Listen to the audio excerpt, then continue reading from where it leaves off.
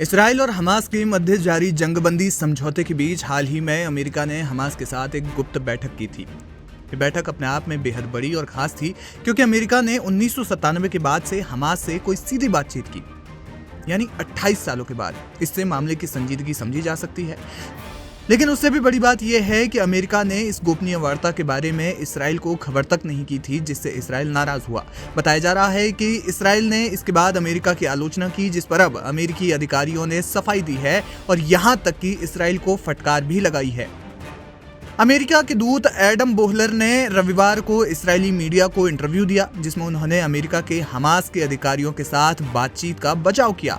इस दौरान उन्होंने कुछ ऐसे कमेंट्स भी किए जिससे इस्राएली अधिकारी और भी नाराज हो गए।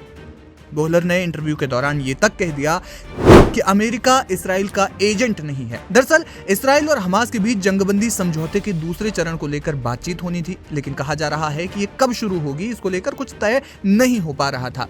इसके बाद अमेरिका ने संभवतः देरी होने के कारणों से सीधी बातचीत करने का निर्णय लिया। यही वजह है कि बोहलर ने इसराइल के चैनल 12 से कहा कि हम 2 हफ्ते तक चुपचाप बैठे रहने के लिए तैयार नहीं थे।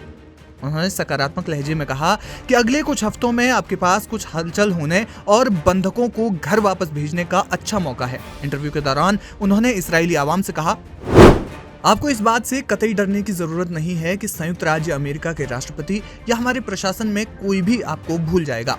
उन्होंने ये बताने से इनकार कर दिया कि हमास के साथ उनकी बैठकें कब शुरू हुई और कितनी बैठकें हुई। यानी अमेरिका की हमास के साथ बैठक वाली खबर अगर मीडिया में लीक न होती तो शायद इस बातचीत के बारे में खुद नेतन्याहू या इस्राएली एजेंसियों को भी पता न चलता।